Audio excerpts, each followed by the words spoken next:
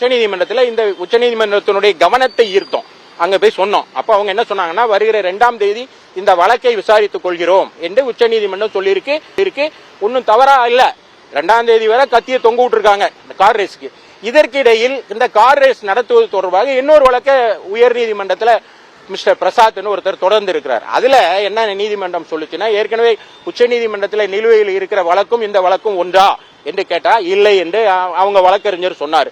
எவ்வாறு இல்லைன்னா, இந்த வழக்குல 2 விஷயங்களை சுட்டி காட்டினாங்க. அதாவது அரசு ஒரு பைசா கூட செலவு செய்யல அப்படின்னு உதயநிதி அமைச்சர் உதயநிதி சொல்லியிருக்காரு. ஒரு பைசா செலவு பண்ணாம எதுக்கு அரசாங்கத்தோட ரோட்டை கொடுக்கணும், எதுக்கு ஒரு தனிநபருக்கு வருமானம் வர்றதற்கு? ஏன்னா அரசுக்கு வருவாய் வருவதற்கான எந்த பேப்பரையும் அவங்க காமிக்கவே இல்லை. இதன் மூலமாக கோடிக்கணக்கில் பணத்தை டிக்கெட் வித்து வசூல் பண்றாங்க. அந்த பணம் எங்க போகுதுன்னு எதுவும் தெரியல. இதெல்லாம் நீதிமன்றம் கவனிக்கணும்னு சொன்னாங்க. நீதிமன்றம் அதை கன்சிடர் பண்ணேன்னு சொல்றாங்க. அது மட்டும் இல்லாம இந்த பெட்ரோமாக்ஸ் லைட்டே தான் வேணுமாங்கிற மாதிரி இந்த இடத்துல தான் நீங்க நடத்தணுமா? ஏன்னா இங்க ஹாஸ்பிட்டல்ஸ் இருக்கு, பக்கத்துல மிலிட்டரி ஏரியா இருக்கு, பாதுகாக்கப்பட்ட பகுதி இருக்கு, 2 குடியிருப்புகள் இருக்கு, பக்கத்துல நீதிமன்றம் இருக்கு, ரயில்வே நிலையம் இருக்கு. தென் சென்னைக்கும் வட சென்னைக்கும் இது ஒரு கேட்வே. அதனால நோயாளிகள் எல்லாம் பாதிக்கப்படுவாங்களா, ஏன் இங்கே வேணும்னு கேட்கறீங்கிற கேள்வியை நீதிபதி கேட்டார். மனுதாரர் தரப்புல வாதாடின வழக்கறிஞர் இன்னொரு விஷயத்தை சுட்டி காட்டினார். அதாவது இந்த ரேஸை நடத்துவதற்கான அந்த சர்க்கியூட் என்று சொல்லப்படுகிற பாதை இருக்குல்ல, அதுக்கு ஒரு ஃபிட்னஸ் சர்டிபிகேட்டை FIA என்று சொல்லப்படுகிற federation of international automobile agency தரணும்.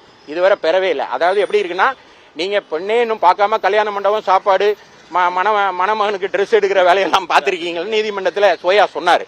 அப்போ அதை 2 மணி நேரத்துக்கு முன்பாகத்தான் நாங்க பெற முடியும்னு அரசு தரப்புல ஒரு பதில வச்சிருக்காங்க. அதை FIA சர்டிஃபை பண்ணணும். அது எப்படின்னா, இப்போ நீங்க அந்த 3.7 கிலோமீட்டர் சுற்றளவுங்கிறது வட்ட வடிவிலா இருக்கணும். அதான் அது பேர் தான் சர்க்கியூட். இது வட்ட வடிவிலே இல்ல.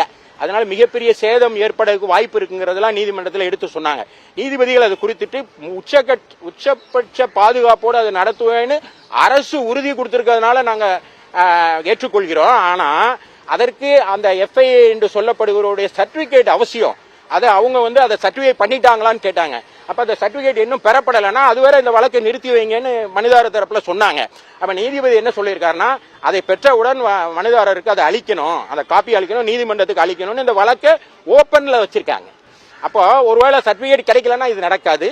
அப்படி சர்டிபிகேட் கொடுக்க கூட அந்த சர்டிபிகேட் தர வேண்டிய அமைப்புக்கு மனுதாரர் தரப்புல ஒரு லெட்டர் அனுப்பியிருக்காங்கன்னு கேள்விப்பட்டேன். என்னன்னா, இந்த மொத்த பாரத்தையும் உங்க தலையில வச்சிருக்காங்க, நீங்க கொடுக்கிற சர்டிபிகேட்ல தான் இது நடக்கிறதும் நடக்காததும் இருக்கு. ஒருவேளை ஏதோ அசம்பாவிதங்கள் நடைபெற்று விட்டால் அதுக்கு நீங்கள் காரணமாக அமைந்து விடுவீர்கள்ங்கிற மாதிரி அந்த லெட்டர் அனுப்பி இருக்கிறதா எனக்கு அந்த மனுதாரருடைய வழக்கறிஞர் சொன்னாரு. இதை அடிப்படையாக கொண்டு அது வழங்கப்படும். 2ஆம் தேதி அன்னைக்கு உச்சநீதிமன்றத்தில் இந்த வழக்கு எடுத்துக்கொள்ளப்படும் போது அதிமுக தரப்பில் இதை அனைத்தையும் சம்மரைஸ் பண்ணி நாங்கள் சொல்லுவோம்.